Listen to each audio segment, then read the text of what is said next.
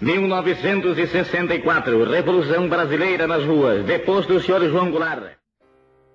No dia 31 de março de 1964, começava um longo período de trevas na história do país. Em 1968, o Ato Institucional número 5, o AI-5, enterrou de vez a liberdade no Brasil. O saldo da ditadura brasileira foi mais de 500 mortos e desaparecidos e milhares de presos e torturados. O Estado brasileiro espionou e perseguiu ativistas políticos e até pessoas comuns que considerasse suspeitas. Os sindicatos e a União Nacional dos Estudantes foram fechados.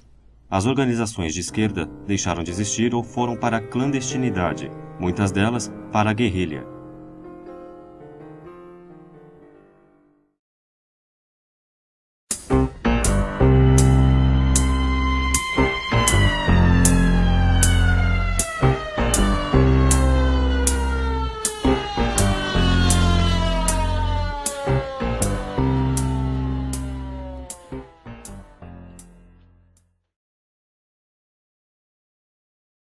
Em 1973, um pequeno grupo de militantes exilados chegou ao Brasil para fundar a Liga Operária. Este pequeno partido clandestino se transformaria no Partido Socialista dos Trabalhadores e depois na Convergência Socialista. Durante um período dos anos 80, também coexistiu a corrente Alicerce da Juventude Socialista. A Convergência foi parte fundamental da construção do Partido Socialista dos Trabalhadores Unificado, o PSTU. O justo é dizer que a nossa origem remonta, pelo menos, aos companheiros que constituíram o ponto de partida no Chile, que tinham tido militância aqui no Brasil, né? Inclusive com o Túlio Quintiliano, que foi o nosso primeiro mártir, né? Foi assassinado pelas tropas do Pinochet logo nos primeiros dias do golpe. Foi muito importante nesse processo aí o nosso contato com o Mário Pedrosa, que o Mário Pedrosa estava exilado lá também. E o Mário Pedrosa era trotskista, então discutia, fazia reuniões, e o Mário Pedrosa era um cara assim que... Bom, a casa dele via cheia de gente. Recebeu a visita do Peter Cameco, um dirigente do SWP norte-americano, e ele disse, tem uns trotskistas aí. Ele aí encheu a gente de material, né? Entre esses materiais estava o documento da minoria, documento do 9º Congresso da 4ª Internacional, Secretariado Unificado. Tinha sido escrito pelo SWP, Partido Americano, e pelo Partido Argentino, que no caso depois foi ser o PST argentino, né, do Noel Moreno. Criamos um grupo, né, de estudo, chamava Ponto de Partida. A nossa origem foi no momento que a gente optou pela corrente internacional minoria, que era a minoria, que depois veio se chamar tendência leninista trotskista, tendência bolchevique, fração bolchevique, depois a elite, né? O nosso objetivo era voltar ao Brasil para construir o Partido Revolucionário no Brasil. Essa era a primeira decisão. E a segunda que nós íamos fazer isso juntos, porque tínhamos esse acordo internacional. Eu queria citar o grupo do Júlio Tavares e do Arnaldo Schreiner. Fizeram contato com o morenismo, fizeram cursos. Em 71, na Argentina, mas foram presos quando voltaram. Foram denunciados aí pelo Cabo Anselmo, eles tinham tido um contato com o pessoal da Polópio, e os primeiros presos foram eles, porque eles foram presos em 72, antes mesmo da gente existir. Fizemos um documento em que analisávamos que haveria um processo de abertura no país, e que a ditadura não conseguiria manter o regime de terror até então existente. Os outros dois companheiros que estavam na Argentina, o Jorge Pinheiro e o Valderez Duarte, voltaram. A gente se encontrou na frente da Varig de Curitiba. Ninguém sabia onde era, mas em todo lugar havia uma Varig, então a gente marcou o encontro. Eles estavam vindo e eu estava voltando, para saber se as coisas estavam tranquilas, que eles tinham mais problemas, particularmente o Jorge tinha mais problemas tinha sido processado aqui no Brasil, etc. Eu voltei só em agosto, quando eles disseram que já havia condições de voltar, desde que não fosse para o Rio de Janeiro. Então a ideia era, vamos construir partido ou vamos fazer guerrilha? Não, vamos construir partido. Construir partido, não qualquer partido, um partido com influência de massa. Significa um partido que tem como objetivo mobilizar as massas e captar para o partido para conduzir esse movimento para para o processo revolucionário. Começamos a publicar o Independência Operária, nosso jornalzinho, ainda na Argentina, e ele começou a ser distribuído através das pessoas que circulavam entre o Brasil e Buenos Aires. A gente funcionou na clandestinidade desde a fundação até a primeira prisão. Não podia ficar mais que 5 minutos parado para esperar alguém. Havia batidas policiais e se você estava com algum documento, então muitas vezes eu ia ao cinema, entrava em qualquer filme para não ficar na rua. A impressão do jornal era um problema, né? Valderez e eu fomos comprar o primeiro mimeógrafo álcool, onde imprimimos por um certo tempo Independência Operária, na casa da mãe de um companheiro, do Edson. O mimeógrafo era, evidentemente, uma coisa que era bastante vigiada naquela época. E essa clandestinidade foi observada com certo rigor, porque até a primeira prisão a repressão não conhecia quem era a Liga Operária. Na madrugada de 28 de abril de 1977, Celso Brambila, Márcia Baceto Paz e José Maria de Almeida foram presos no ABC Paulista quando distribuíam panfletos para o 1º de maio. Pouco depois, também foram presos o operário Adamir Marini e os estudantes Fernando Antônio Oliveira Lopes, Anita Maria Fabre, Fortuna Dueck e Cláudio Lúcio Gravina. Todos eram militantes ou simpatizantes da Liga Operária. Eu tinha um Fusquinha, a gente saiu de madrugada, fomos para a estação de trem de Mauá, que era o último lugar que a gente ia, faltavam uns 300, 400 boletins. A gente estava dentro do carro, estava eu, o Celso Brambila e a Márcia. Eu que tinha o carro e eles dois, os dois eram militantes da Liga Operária. Parou um carro da PM do lado, ele estava quase liberando a gente, aí chegou um carro daquele da rota do comando deles. Aí o cara o oficial pegou o panfleto e falou, pode prender todo mundo. Nenhum de nós tinha ficha da polícia. Então eles também ficaram em dúvida, o que é isso? Isso aí será que é um bando de laranja mesmo que não sabe o que está fazendo, estava distribuindo um boletim porque pagaram. E nós ficamos 2 dias assim, lá no DOPS. E eles invadiram a casa que morava o Brambila, porque ele morava sozinho, com outro companheiro, na verdade, em São Bernardo. E dentro da casa dele acharam um monte de material, que a maior parte era material legal, eram revistas, essas coisas, mas que um pouco apontava, digamos assim, o viés ideológico da pessoa. E parece que pegaram algum material que relacionava ele com a Liga Operária também. Enquanto a gente se limitou a trabalhar dentro do movimento estudantil, vigiavam, controlavam, mas não era a mesma coisa. Quando a gente foi para o movimento operário já, tanto que a repressão foi uma repressão um pouco,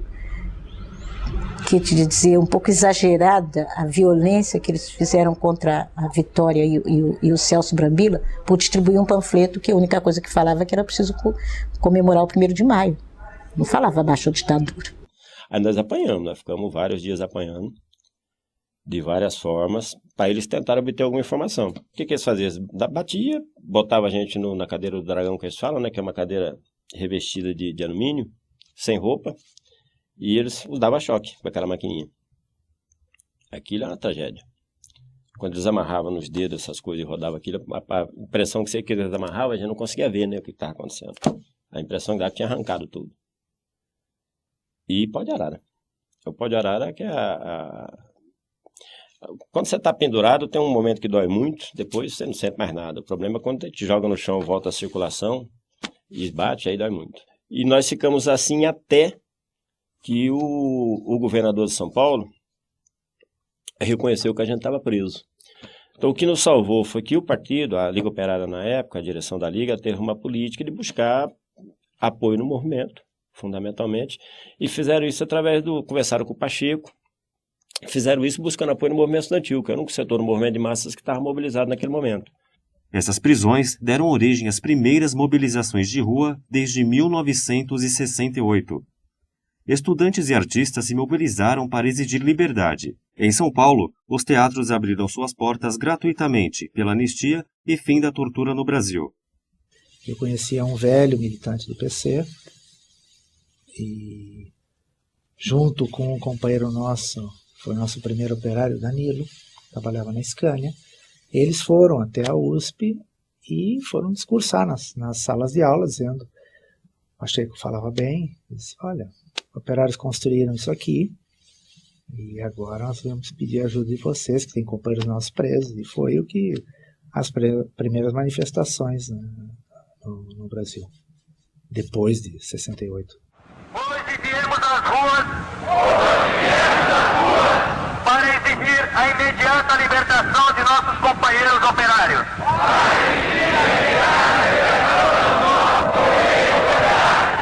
Celso Brambila, Márcia Baceto Paes, José Maria de Almeida e Adamir Marini.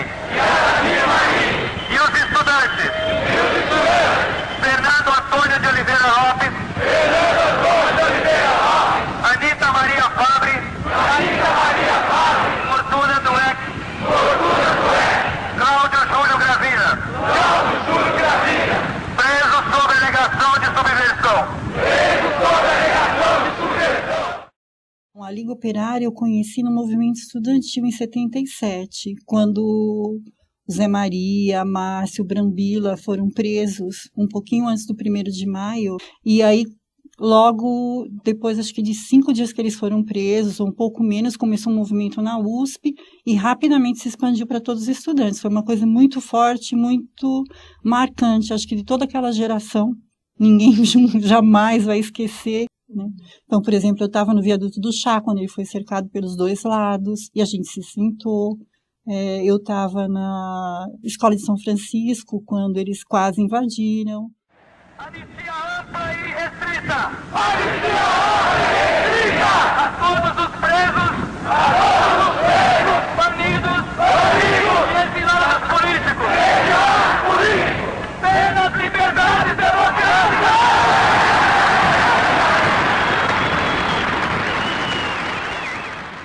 Aí a imprensa procurou o governo do Estado e o governo do Estado reconheceu quem estava preso. A partir daí, pararam de bater. Porque eles tinham, a partir daí, um prazo de 8 dias para nos apresentar aos advogados. Ficamos 30 dias presos e depois o julgamento na 2ª Auditoria de Guerra aqui em São Paulo, nós fomos julgar na Auditoria da Aeronáutica. Foi, acho que em novembro ou dezembro daquele ano. E todos os 3 foram absolvidos. Porque nós estávamos distribuindo um boletim que falava da história do 1º de maio, era um negócio insano o que a polícia fez. Ao começar a entrar em cena o movimento de massa, no caso o movimento estudantil, o clima muda, a solidariedade se multiplica. Não? A Liga Operária existiu até março de 1978, quando mudou seu nome para o Partido Socialista dos Trabalhadores. Alguns meses antes, através do jornal Versus, já tinha lançado a proposta de organizar um partido socialista legal, amplo e democrático, que comportasse diferentes correntes de opinião. O Versus foi um grande jornal da imprensa alternativa, né, que atuava na área cultural. Começou a discutir a possibilidade de ter uma mudança na sua linha editorial. E essa mudança depois se concretizou na proposta de lançar um partido socialista. A Liga Operária foi um elemento ativo nessa transformação do Versus. O PST sabia que a atuação legal permitiria a formação política da classe trabalhadora. Até a Convenção da Convergência Socialista, em agosto de 1978, o movimento se espalhou em atos por todo o país. O movimento atuava legalmente registrado como uma associação civil. A gente foi convocar os trabalhadores para participarem da Convenção da Convergência Socialista. E eu lembro até hoje que era eu, o Carlão, que infelizmente já faleceu, e o seu Pacheco, que era um senhor aposentado de 60 e poucos anos, uma figura, um caráter excepcional, que também estava com a gente estava distribuindo o panfleto e a gente chegou a ser preso, tipo uma semana antes da convenção. Nós fomos realizar uma convenção em agosto de 78, e a ideia dessa convenção era lançar uma campanha pela legalização do Partido Socialista.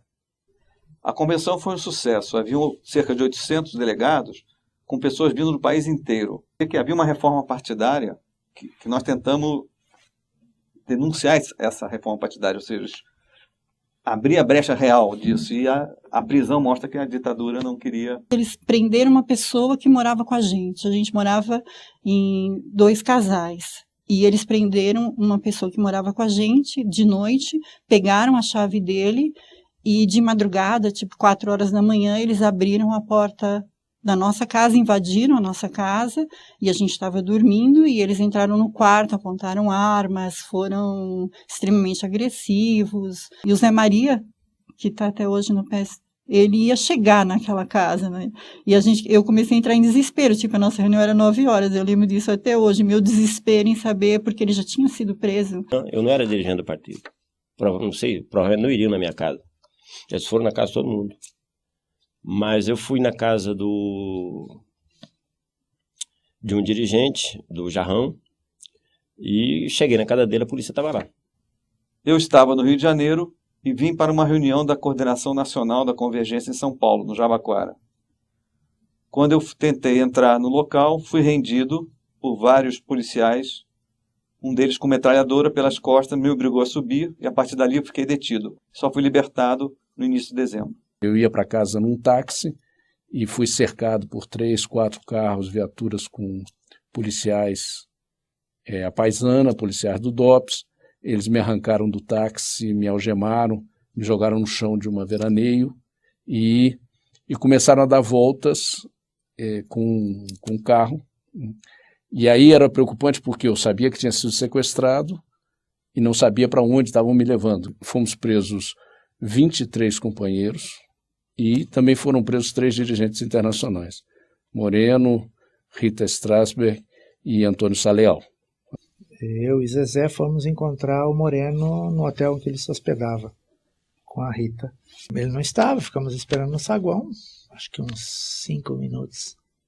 Depois chegaram os policiais, perguntaram alguma coisa para os recepcionistas e vieram em direção da gente. Eles seguiram, o Moreno foi para o aeroporto levar o português, eles prenderam o Moreno e o português e a Rita no aeroporto. Eu fui para uma sala, comecei a ser interrogado. O interrogatório durou até as 2, 3 da manhã.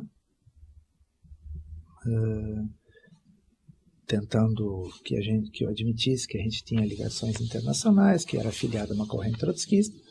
Nós decidimos que não íamos responder pergunta nenhuma, ou que íamos simplesmente dar as informações básicas sobre nós, porque a polícia acabou juntando todo mundo lá quando chegou no DOPS. Aí os caras deram um tapa na Zezé, que era dirigente do partido. Durante o interrogatório dela, todo mundo aí falando, não responde mais nada. Não, mas acabou. O partido buscou construir um processo de mobilização da mesma forma que foi feito em 77, para tentar soltar, garantir a segurança nossa. Ninguém sabia como é que ia ser dentro da cadeia, né? Havia toda essa crise, uma transição, mas ninguém tinha certeza disso. Existia a ameaça de que Moreno fosse deportado para a Argentina, né? Então, isso significaria, com certeza, que ele seria assassinado, porque nessa época, em 78, na Argentina, o assassinato de dirigentes políticos era aos milhares, né? E ele era um homem muito conhecido. Ele, nessa época, estava vivendo como exilado político na Colômbia, né? Então, isso motivou uma campanha internacional muito forte, né? Uma campanha que foi realizada pela fração bolchevique, e também nós estávamos naquele momento dentro do Secretariado Unificado da Quarta Internacional, que eles também realizaram uma campanha de solidariedade muito boa. A campanha pela libertação de Moreno recebeu a solidariedade de personalidades do mundo inteiro, como do escritor Gabriel Garcia Marques. Então houve pronunciamentos do parlamento português, né? Houve pronunciamentos do parlamento espanhol, sindicatos da Suécia, sindicatos de toda a Europa.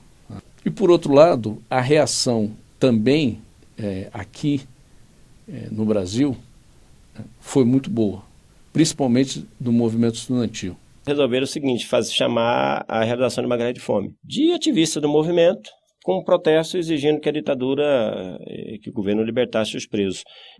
Aí a gente saiu, teve uma greve de fome na PUC, que aí a gente foi participar dessa greve de fome, e algumas pessoas ainda continuaram presas por muito tempo. Acho que às vezes 4 meses, exatamente. Eu saí da cadeia nessa prisão com 13 dias, eu e o japonês, o Oscar, que também era de Santo André. Nós saímos mais cedo, soltaram a gente mais cedo. Nós estávamos em greve de fome lá dentro, saímos, fomos lá para onde estava funcionando o centro da campanha de solidariedade, que era lá na PUC. Fizemos uma reunião e resolvemos que, em vez da gente ficar em greve de fome, era melhor a gente voltar para a ABC para tentar reorganizar o trabalho. Nós voltamos e minha mãe continuou em greve de fome. Eles ficaram quase um mês em greve de fome. Um mês depois da prisão, Moreno e Rita Strasberg foram expulsos para a Colômbia e Antônio Sá Leal para Portugal. Nós recebemos solidariedade de Dom Paulo Evaristo Arnes, de setores do MDB, Fernando Henrique Cardoso. Os demais presos foram libertados em momentos diferentes. 10 deles, todos da direção da Convergência, foram soltos em dezembro, 4 meses depois das prisões. É uma prisão engraçada, porque todas as nossas organizações eram clandestinas. E nós fomos presos justamente quando nós tentamos legalizar uma organização. Eu achei, quando estava fazendo a pesquisa lá no DOPS, um documento da Aeronáutica, falando da gente. E diz: esse grupo está crescendo e está na hora de reprimir esse pessoal, porque senão depois a gente não vai poder parar, porque a gente já começava a falar em socialismo, né? Eles dizem que o eixo é um movimento operário, mas não tem muita força no movimento operário. Mas pelas dúvidas, eles dizem que é preciso parar. A partir das prisões de 77, né, que foram prisões que se deram no 1º de maio e que atingiram principalmente um setor operário da organização. Então, a partir dessas prisões, eles começaram um trabalho de investigação e denominaram essa investigação Operação Lotus. E essa Operação Lotus tinha o objetivo de destruir a Liga Operária e depois a Convergência Socialista. O próprio DOPS e o próprio SNI reconheceram que, apesar de ter dado um golpe na Convergência Socialista, eles não conseguiram destruir a Convergência. Os anos seguintes seriam marcados pelas grandes greves metalúrgicas, onde se destacou o Sindicato dos Metalúrgicos de São Bernardo do Campo, dirigido por Luiz Inácio Lula da Silva. As grandes assembleias no estádio da Vila Euclides reuniram milhares de operários e entraram para a história. O regime militar interveio nos sindicatos, prendeu diversos líderes da greve e reprimiu as organizações de esquerda, em especial a Convergência Socialista. Onde a gente atuou diretamente e a gente teve mais peso foi na primeira greve no Sindicato de Santo André e de São Caetano. Porque o Santo André acabou votando a greve antes de São Bernardo, por causa da gente. Mas realmente o centro acabou sendo São Bernardo, porque as grandes montadoras estavam em São Bernardo. Em 79, decidimos tirar um jornal regular, quinzenal, que se chamava Convergência Socialista. E foi um jornal que noticiava a greve, e chamava a greve, e por causa disso foi utilizado por vários ativistas em cidades como Jundiaí, São José dos Campos, para parar fábricas, e foi utilizado como se fosse parte do movimento, como se fosse um jornal do movimento. E a nossa participação foi decisiva. A nossa orientação era levar todo o nosso pessoal por fábrica. Maria Salai levou a sessão dela toda. Então, quando entrou a Constância na Assembleia do Sindicato, era uma Assembleia que ia votar a greve. Quando entrou a Constância, parou um pouco a Assembleia para ver, porque entrou tudo mulher, né? Entrou aquela mulherada imensa com as meninas na frente, porque ela trouxe a fábrica. A atuação da Convergência provocou um ataque público do ministro do Trabalho do governo Figueiredo, Murilo Macedo. Ele afirmou que as greves eram provocadas por organizações de esquerda, especialmente a CS. Segundo o DOPS de São Paulo, a CS foi a organização mais ativa durante a greve. Vários militantes e apoiadores da Convergência foram presos, inclusive dirigentes sindicais. O DOPS montou outra operação, que foi um inquérito policial militar que eles abriram para investigar a penetração e da Convergência Socialista, a infiltração da Convergência Socialista nos movimentos grevistas. Então nós tivemos nessas greves cerca de 30 presos, em 6 ou 7 cidades diferentes. E eles chamaram toda a redação do jornal Convergência Socialista para depor no DOPS, justamente para pressionar para que o jornal não aparecesse mais durante a greve.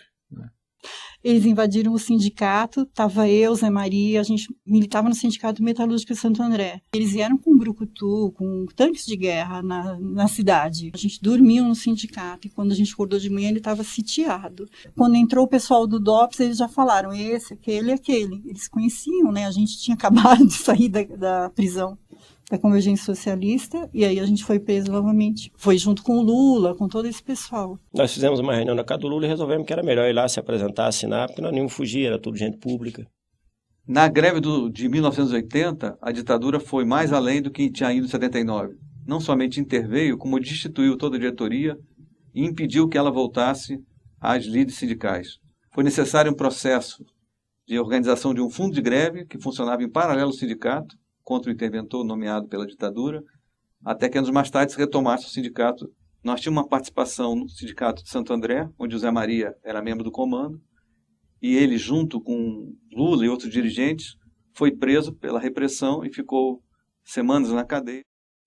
Depois da greve de 1980, começam a acontecer atentados à bomba contra jornais alternativos, bancas de jornal, organizações de esquerda e de direitos humanos. Esta onda de atentados era promovida ou apoiada por setores do próprio aparato de Estado. A tentativa fracassada de explodir uma bomba durante um show no Rio Centro matou por acidente os militares dos órgãos de repressão responsáveis pela ação. Esses atentados, na verdade, eram expressão da crise da ditadura militar. Nós, em particular, sofremos vários atentados à bomba. Primeiro, na sede do jornal O Verso, no Rio de Janeiro. Mas também tivemos atentados à bomba numa sede da Convergência de São Paulo e em Santo André, onde inclusive nos jogaram uma bomba incendiária. Mas a perseguição não se restringiu aos atentados à bomba. Houve toda uma política de estrangulamento econômico ao jornal Versus e ao jornal Convergência Socialista. Eles alegavam para fazer esse estrangulamento que os dois jornais eram financiadores da organização Convergência Socialista. Nossa participação no movimento operário continuou se estendendo por toda a década de 80 e Convergência Socialista passou a ser um nome de uma organização muito ligada ao movimento sindical, às greves, por todo o período de ascenso que houve durante os anos 80, que foi tão importante para a reorganização política e sindical no Brasil. Grupos classificados como clandestinos faziam a discussão política com os operários. Em São José, várias lideranças eram da Convergência Socialista. Em 83, a gente já vinha fazendo um trabalho dentro da empresa que era distribuir o jornal da Convergência Socialista na época. Na década de 80, a São José dos Campos teve um movimento sindical um dos mais ativos do país. Os trabalhadores participaram dos diversos movimentos, sejam as greves em cada empresa, sejam as greves gerais. Em 1983, nós trabalhávamos na Embraer. Era cipeiro na Embraer, e a Embraer era uma empresa estatal, portanto pertencente ao governo, e nós, em 1983, vivia a ditadura militar. Após a greve, 4 trabalhadores foram demitidos. Foi demitido o companheiro Araldo, demitida a companheira Miriam e demitido o companheiro português. E todos esses eram cipeiros, e na carta de demissão, por incrível que pareça, vem escrito demitido por motivo de greve. Em novembro de 85 e teve a campanha salarial unificada dos metalúrgicos de São Paulo, Guarulhos, Osasco. Havia um setor de técnicos em eletrônica que tinha um companheiro que trabalhava nesse setor. E aí os técnicos em eletrônica entraram em greve antes da campanha unificada, antes da greve que estava marcada da campanha unificada, e começaram a mobilização. A greve era por aumento salarial, mas as mulheres, principalmente, entraram em greve muito mais pela repressão, pela opressão que elas sentiam. Toda a fábrica parou e a gente começou uma greve de ocupação, né? Tinha por volta de 80 a 100 pessoas que ficaram dentro da fábrica durante todo o processo de greve. A ação direta dos organismos de informação que contatava as empresas e forçava a demissão, passava informações para que fossem demitidos e, em alguns casos, pressionavam pela demissão. Foram 120 demissões por justa causa.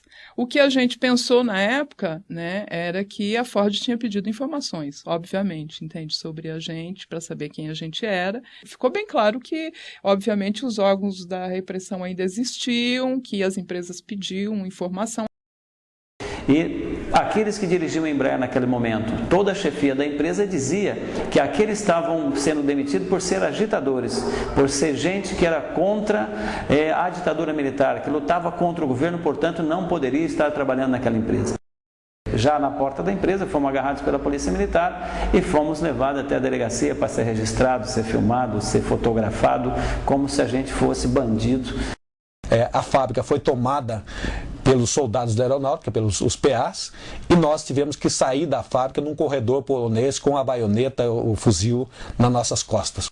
E foi feita uma inquisição com cada um desses trabalhadores. O inquisitor sentava numa cadeira, o trabalhador sentava numa cadeira em frente e do lado de cada um deles ficavam duas pessoas armadas, 2 homens armados. Em todas estas greves foi usada a mesma estratégia de calar as reivindicações dos operários por meio de demissões dirigidas e perseguição política. Em todas essas greves que foram feitas, essas greves feitas contra a ditadura militar, contra o governo, greve para poder ter uma condição de liberdade, foram greves que deixaram sequela nos trabalhadores, sequelas psicológicas. Muitos deles tiveram que ter tratamento psicológico, inclusive fornecido pelo sindicato depois disso. Muitos trabalhadores que nunca tinham ido numa delegacia. Eu fui demitida da Brosol nessa época da greve. Quando a gente voltou, teve 4 meses de estabilidade que foi conquistado. No dia que terminou a estabilidade, eu fui demitida.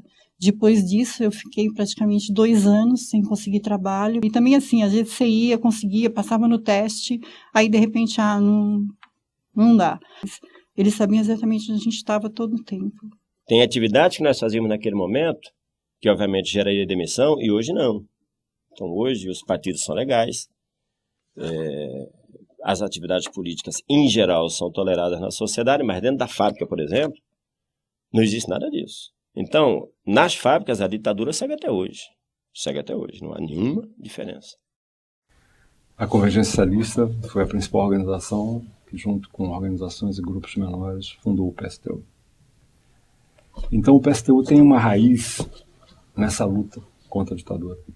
E é importante porque a nossa história, nesse sentido, em certos momentos, é também parte da história do movimento.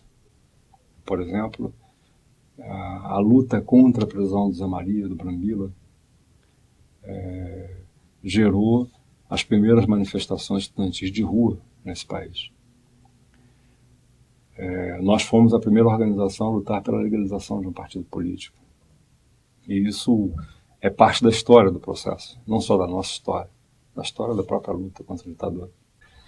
Portanto, já naqueles momentos, já no momento em que se gestava a Liga, o PST, a Convergência Socialista, se materializavam características que estão presentes hoje no dia a dia do PSTU. O recurso às massas, a presença nas greves, em todas as mobilizações, a independência em relação à burguesia. Por isso que a gente tem orgulho da nossa história, desde o seu início. Documentação comprova que a organização foi monitorada pelo menos no período entre 1977 e 1994. O objetivo era identificar os militantes, persegui-los politicamente e provocar demissões. A vigilância ilegal inclui infiltrações secretas de agentes do governo e é comprovada por milhares de documentos de diferentes órgãos de repressão. O resultado de toda essa perseguição foi dezenas de presos, torturados, demitidos, militantes obrigados a uma vida clandestina ou semiclandestina, sem possibilidades de exercer suas profissões ou de estudar. Nós tivemos, em todo esse período, cerca de 50 companheiros que foram presos e denunciados na Lei de Segurança Nacional, né, e mais de 100 ativistas, 150 ativistas sindicais, né, e dirigentes sindicais que foram demitidos e presos por um dia em greves e etc. Nós formamos uma comissão de 75 companheiros e essa comissão solicitou à Comissão de Anistia ser reconhecida como um grupo político e que o nosso julgamento fosse em grupo, que o Estado reconheça essa perseguição política, que faça a devida justiça em relação as violações de direitos humanos que cometeu contra nós. A história precisa ser contada, a memória precisa ser resgatada, mas não basta só contar a história. Precisamos também punir. Precisamos abrir os arquivos da ditadura para saber quem cometeu tais crimes. Porque às vezes a pessoa não tem como provar que ela foi uma perseguida política. Tá? Tem casos assim de pessoas que já procuraram o Grupo Tortura Nunca Mais e sempre isso afeta mais quem? A classe operária. E a Comissão da Verdade, que o Grupo Tortura Nunca Mais do Rio de Janeiro tem várias críticas dessa comissão, né? Não é a Comissão da Verdade que nós queríamos uma Comissão da Verdade e da Justiça. Não vem me dizer que foi a patronal que derrubou as ditaduras, não foi a direita, não foi nenhum desses políticos sem vergonha, fomos nós. Nós, que eu digo, a população, né? Nós, o povo que trabalhamos. Então a gente mudou, né? E a gente que militava teve um papel nisso aí, né? A ditadura durou 20 anos, matou centenas de pessoas, exilou dezenas de milhares. No Chile havia cerca de 5 mil exilados brasileiros quando eu estava lá. Tudo que não é esclarecido, tudo que não é colocado como absolutamente negativo, tudo que não é superado, fica mais fácil de repetir. Eu acho muito importante que se faça uma luta pela memória, para saber exatamente o que aconteceu, que não haja dúvida sobre o que aconteceu, e sobre a reparação e punição. Nós temos que exigir justiça. É necessário fazer isso, né? É necessário acabar com essas perseguições, que nós temos o direito de lutar. Esse pessoal que me puniu, direta e indiretamente, foram anistiados. Eles foram anistiados antes do que todos que foram presos, e os que foram torturados fisicamente, psicologicamente, os que perderam emprego. O meu torturador, o cara que me prendeu, estou falando em mim, mas eu estou falando toda a geração. Esse cara está solto, esse cara está livre, ele perdeu a casa dele, ele perdeu a família, ele passou fome? Não. Para mim é uma punição ainda para mim. Ver que a gente ainda tem problema nas fábricas de pessoas que são socialistas e pensam como socialistas. A justiça do Estado burguês julgou que os generais que governaram o Chile na época do regime militar naquele país, já julgou os generais que chefiaram a ditadura militar argentina, está julgando os generais que chefiaram a ditadura militar no Paraguai, no Uruguai, né? E o Brasil, nada. Quizá a gente consiga aproveitar esses eventos de comemoração dos 10 anos de anistia para que a gente possa saldar essa dívida que nós temos com a história do nosso povo, com a América Latina e, principalmente, com a história daqueles que morreram, com seus familiares, com aqueles que foram torturados, botando na cadeia os responsáveis por essa situação. Nada menos do que isso é o que nós devemos para a história do nosso país, para a América Latina e para a história do nosso povo. Tem consciência para ter coragem. Quem tem a força de saber que existe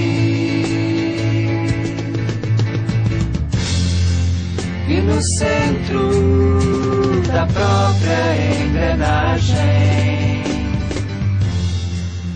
inventa contra a mola que resiste.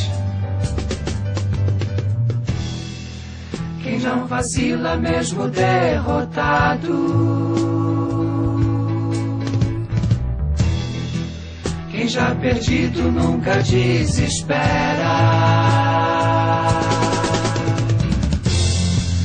e envolto em tempestade decepado, entre os dentes segura a primavera. Eu fui Luísa Maranhão, Bernardo era Daniel, o Jorge Pinheiro era Antenor, o Edson era Gustavo, a Márcia Baceto era Vitória. Maria Cristina teve que se transformar em Bete, que era o meu nome na Liga Operária. Então, naquela época eu me chamava Bete. Na Argentina, meu codinome era Antônio e aqui era Beto.